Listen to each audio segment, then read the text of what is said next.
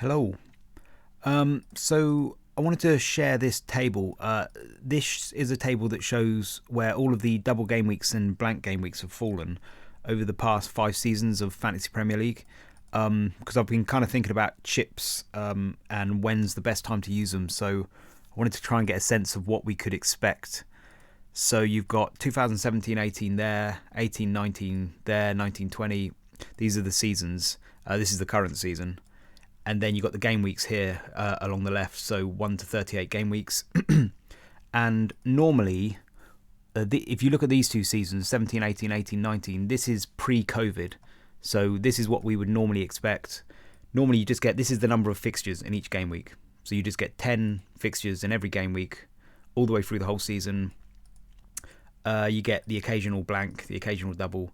But mainly, normally you get all of your big doubles and blanks come at the final part of the season when you get all the cup clashes and the EFL final, things like that.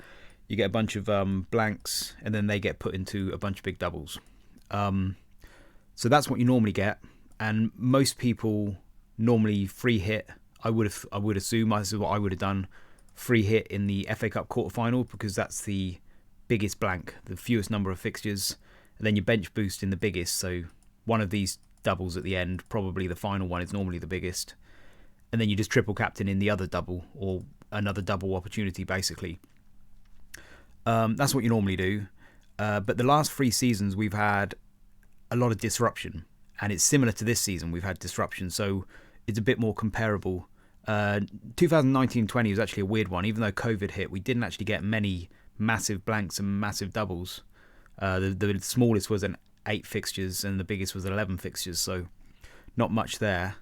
But 2020 to 21, we had 10 blanks caused by COVID in the first half of the season, and 21 to 22 we had 17 blanks caused by COVID in the first half of the season, and 22 to 23 we had 14 blanks caused by the Queen's death in the first half of the season. The second half of the season is all cup blanks, and usually you get between about 10 and 14-ish blanks from quarterfinal of the FA Cup, semi-final and the EFL final. Sometimes the FA Cup final as well. So we won't have this problem this season because the FA Cup final falls after game week 38. But the point being that it's comparable seasons. So in 2020 to 21, overall they had 24 blanks. 10 from COVID, and then 14 cup blanks. In 21-22, there was 17 COVID blanks, and then another 12 cup blanks. That was 29 altogether. And this season, we've had 14 blanks from the Queen's death. So if you imagine if you add another 12, let's assume, blanks from the cup, we're going to end up with about 26. So they're all very comparable. So we might be able to kind of guess how the doubles are going to fall. Because like the most interesting thing for me is like in 2020 to 2021, the biggest double game week was actually in game week 26. There was 5 top 6 teams in that game week.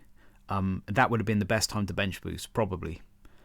There was also quite a big one there in game week 19. So it's not necessarily true that the best double game week to bench boost will be the final one, 37, even though it usually is. I think the Premiership reserved that final double game week as the main one to put all of the fixtures, I've heard. But anyway, we'll see how it all falls. So I just wanted to go through the chips and my thoughts on when to use them, the best time.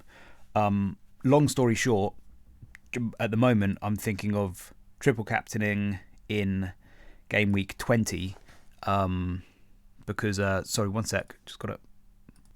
Sorry. So yeah, I was gonna triple captain Haaland game week 20, free hit FA Cup quarterfinals, because almost every season, pretty much the biggest blanks season, the one with the fewest fixtures is always the FA Cup quarterfinal. So that's probably the best time to free hit. There are other options which I'll get into in a minute, but that's probably what I'm going to do. I'm actually thinking of maybe wildcarding 27, free hit 28, then bench boost 29 would be quite a nice little run, because then I can wildcard into that bench boost 29. Comes a bit early, so you can kind of use it early, so you get to make the use of that wild card for the rest of the season. But that's just my early thoughts at the moment. So I thought I'd just go through the chips and when my thoughts are like when's the best time to use them. So triple captain, so some people, myself included, are thinking of triple captain in Haaland. Game week 20, he's got Man United away and then Tottenham at home. But there is this sense of like, is that the best time to use it? Because it doesn't feel like it screams massive hauls. It could do, but it doesn't. It doesn't feel. Is that the best time to use it? And some people are kind of probably thinking, well, there'll be a better time that will come, won't there? So I wanted to have a look at that. So is there going to be a better opportunity? So Haaland has 2 double game weeks already. One is. Let's have a look at this. One is this one in 20, Man United and Tottenham. And then he's also got in 23, Aston Villa at home and then Arsenal away. So you could wait for that one. Aston Villa at home and Arsenal away. I think they're probably fairly comparable. My points predictor model has them at almost identical points predictions for both. So I think they're probably quite comparable. You might fancy one than the other. There's no guarantee that Haaland will be fit for 23, though. He probably will. You could take your chance, but we know he's fit right now. So I like the idea of just going now. But the question of will he have more doubles down the line? Will there be a whole bunch of other doubles? And for him to have more doubles, he has to. Man City have to make the EFL final. What's the best way to look at this? Let's look at Ben Crellin's thing here. If Man City make the EFL final, the FA Cup quarter-final and the FA Cup semi-finals, that's where the 3 blanks will come from, which is not necessarily a given. They might not. They've got Chelsea in the FA Cup final today, so in the FA Cup 5th round today. So it's not necessarily a given that they're going to get through to those games. But if they do, their 3 potential doubles, the doubles will probably end up in 29, 34 and 37, I'm guessing, something like that. And if they happen, then in 25, that would be, hang on, wrong page, I think it's Bournemouth away. You've got in 25, so you've got Bournemouth away there. 28 is West Ham at home, and 32 is Brighton away. But then if they get put in 29, 34 and 37, in 29 they've got Liverpool at home. In 34 they've got Fulham away, and in 37 they've got Chelsea at home. So any double, if they end up with a double in 29 or 37, it's going to involve Liverpool and Chelsea.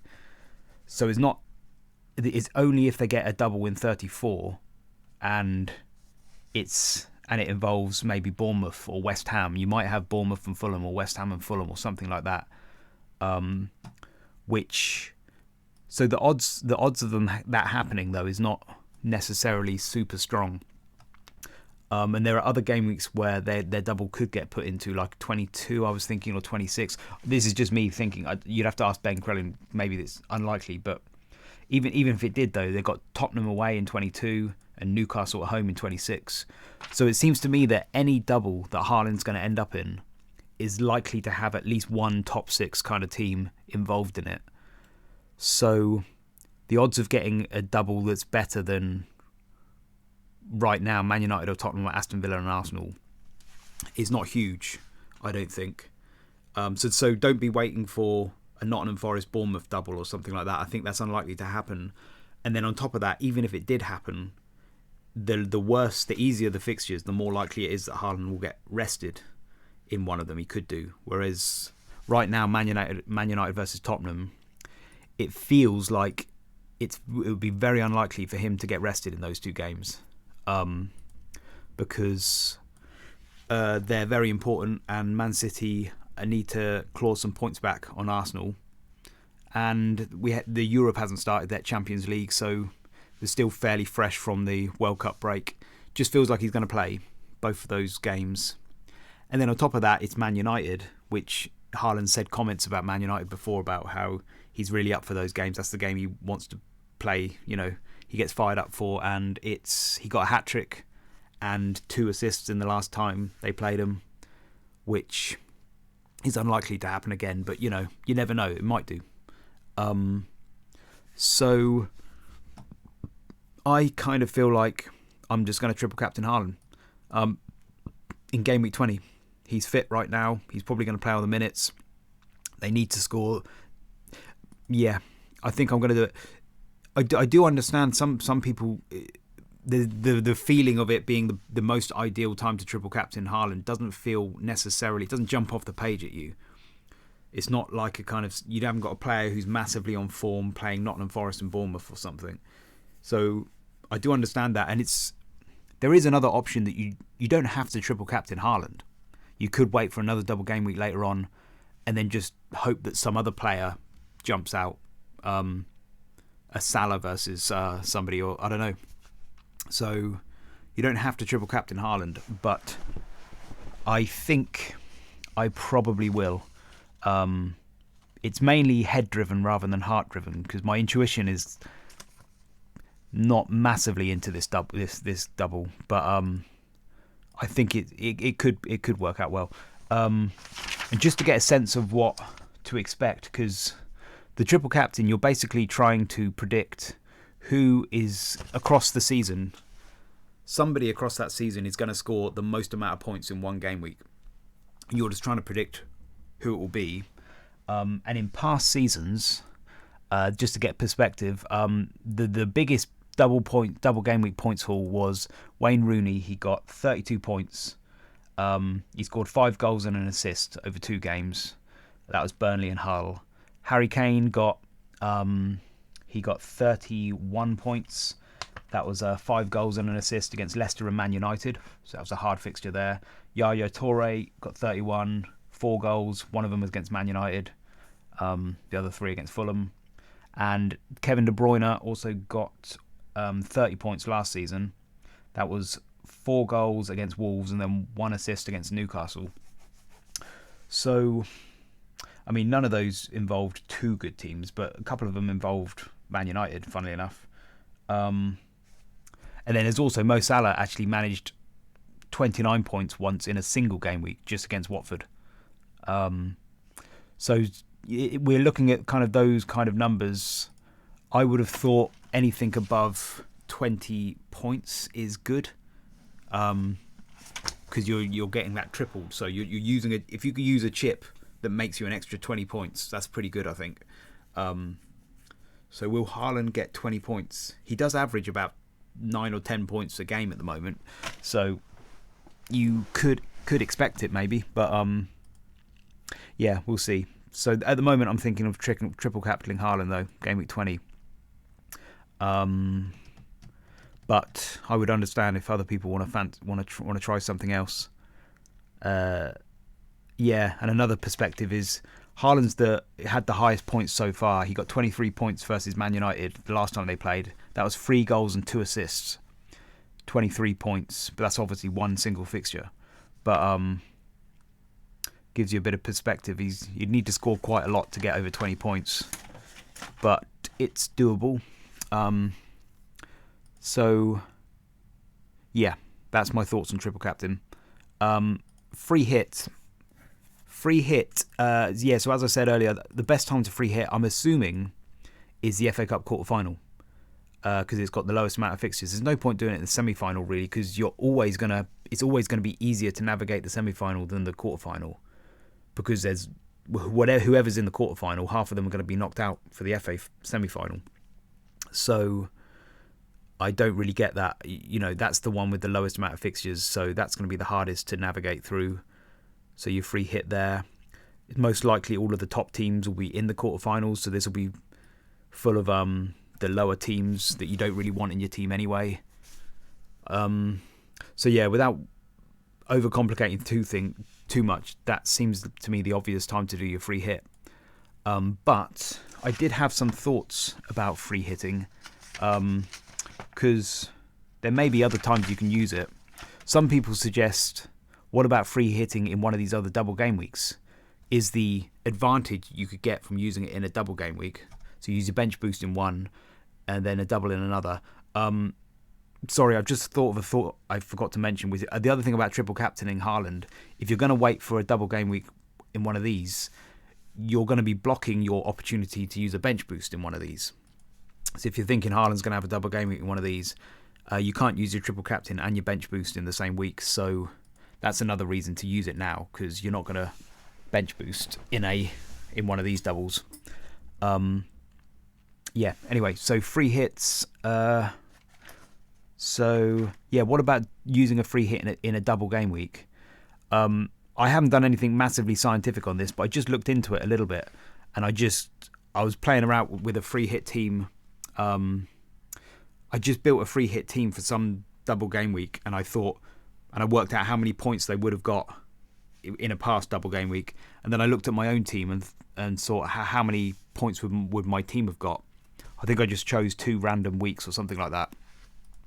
Can't remember how I did it, but it ended up that my free hit team actually ended up scoring less than my own team somehow. So that just shows how badly I chose. But the sense I got from free hitting in a double game week is that the amount of advantage you get from it is not massive, was my sense. I'd need to have a better look into it, but that's my sense, is that free hitting in a double game week, the amount of advantage you get is not necessarily huge, whereas free hitting in a blank game week is much bigger, because it's almost like each player averages about 4 or 5 points, and if you've only got 7 players that you can actually field in a blank game week, if you only got 7 players you can field in a blank game week, then those other 4 players that you get from a free hitting, that's effectively like 20 odd points, 18, 20 points, something like that. So that's quite a big advantage. And again, like 20 points from a chip is probably a good goal to go for. So yeah. But the other thought I had with free hitting was, what if you used a free hit in a double game week that's got like maybe 12, 13, 14 fixtures, and thought about it like this? So if you thought of a double game week like that as a single game week of 10 fixtures and then a blank game week of 3 fixtures in a 13er, because normally if you had a blank with only 3 fixtures in it, that would be free hit territory, and that would be a better time to use a free hit than a 4 fixture game week. So why not use your free hit in a 13 fixture game week? Because you think of it as the first 10 fixtures is a single game week and then followed by a blank. And I was trying to think, if that would work, and I think it might, but the only problem with that is that for the first 10 fixtures of that double, you have to choose players from the teams that double. So that might limit the amount of points you could have got otherwise if you had the full scope of players to choose from for that first 10, if that makes sense. So if you've got a 13 fixture game week and break it into 10 is the first single and then a 3 blank is the second single, you can only choose players from people who double in the free hit if you're going to do that.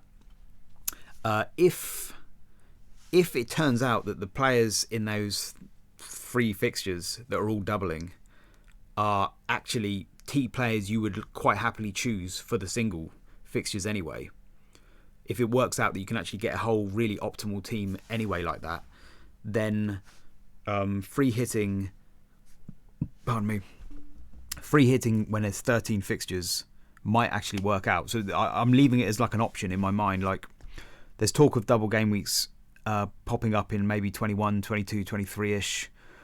We could in 21 end up with like Liverpool, Chelsea, Brighton, Brighton, Bournemouth, Arsenal, Everton. There could be a little free fixtures there. And if you can actually, let's have a look at 21. Where is 21? So if you could build a team out of Arsenal, Liverpool, Chelsea, Brighton, something like that, in a free hit team. Well, Arsenal got Man United, which isn't ideal. Liverpool got Chelsea, which isn't ideal. Brighton have Leicester, not too bad. So maybe it wouldn't work, but you could potentially free hit in that game week if that was to happen, and fill your team up with those players. Yeah, it's just an option. I might consider it. It may work out better than free hitting in 2028 with the FA Cup quarterfinals, especially as we've found out now that Newcastle's fixture will be they're knocked out, so their fixture will still be on in 28. If some more teams get knocked out, I think there was somebody else in 28 who might still have their fixture played. Can't remember who it was though. Let's have a look. I can't remember, but there might be some other fixture. Oh no, Chelsea was the one. If Chelsea get knocked out by Man City, then their fixture might be on as well. So the point being that game week 28 might be navigable, if that's a word.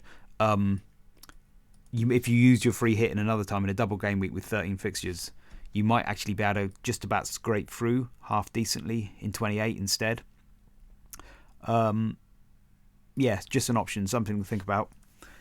But at the moment, I'm probably just going to use free hit in quarterfinals, game week 28. And then bench boost 29 is the one I'm thinking about, because one thing about the quarterfinal blanks, all these quarterfinal blanks, again, you'd have to talk to like Ben Crellin or somebody expert, but I'm assuming most of them are just going to go in 29 because of the fact that we're going to know what those blanks are after the fifth round. Yes, the fifth round, isn't it here? So after the fifth round in game week 25, that's a month ahead of game week 29, and we're going to know what all these blanks are in 28 are going to be. So that's plenty of time to reschedule them, and that seems like the most optimal time to just stick them in 29. I mean, unless they want to stick them in 26 or 27 or something like this, but seems natural to put it in 29 straight after 28. So I think that could be that will be one of the biggest ones, 29. That's when you're going to have the most amount of blanks. We've still got a whole bunch of these blanks from the Queen's Death that need to be rescheduled as well, so some of them might go in there as well.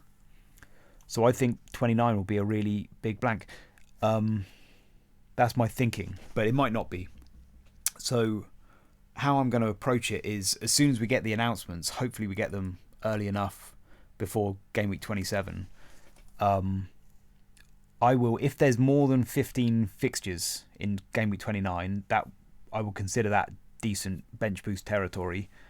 And if the teams that are involved are teams like Arsenal, Newcastle, Man United, Brighton, Fulham, Leeds, Aston Villa, basically cheap teams, because if you're going to bench boost, you want to have lots of value picks in your team so that you can maximise your bench and stuff, then I might go for it.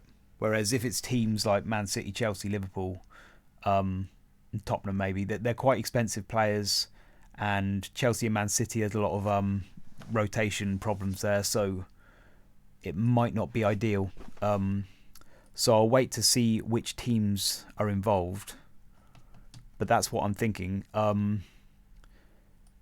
Yeah, and wildcarding, one of the problems with wildcarding, preparing your team for a bench boost as well, is that you're probably going to have a really good bench, obviously, to make use of the bench boost in double game week 29. But then you're going to have a really good bench for the rest of the season, which seems like a waste. Now, I suppose you're only 3 transfers away from cleaning that up. But one option, which I spoke about in my last video, was that you can, instead of doing like a 4.5 Andreas and like an 8 mil mid, you can actually go for 2 6 mil mids and rotate them. And that quite often actually, in terms of predicted points, that actually quite often is predicted more points than if you did Andreas and an 8 mil mid. So that's an option. You could actually try that technique. You can do it with defenders as well, rather than having a premium and a cheap. You can get like 2 5 mil defenders and rotate them. And yeah, so you can have a decent bench boost and keep that rotation technique. Try it out for the rest of the season, maybe. Yeah, so I don't think it's too bad to try a wildcard there and bench boost there. But there are other options. You could wildcard after your bench boost.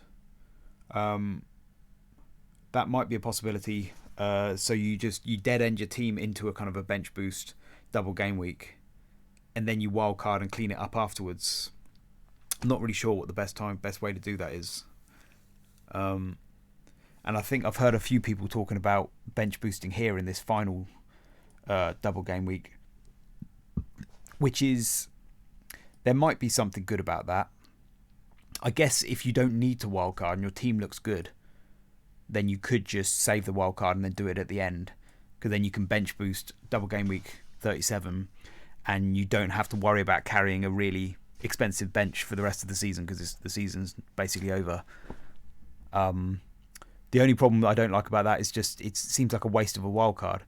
You use your wildcard early in 27, that's exactly halfway between 17 and 38-ish, so it's like you get the benefit of that wildcard for the rest of the season as well. So yeah, I think that's all my thoughts on that. I've got some other thoughts about double game weeks, but I think I might do a separate video for that. Yeah, I'll leave it there. Okay, see you later. Bye bye.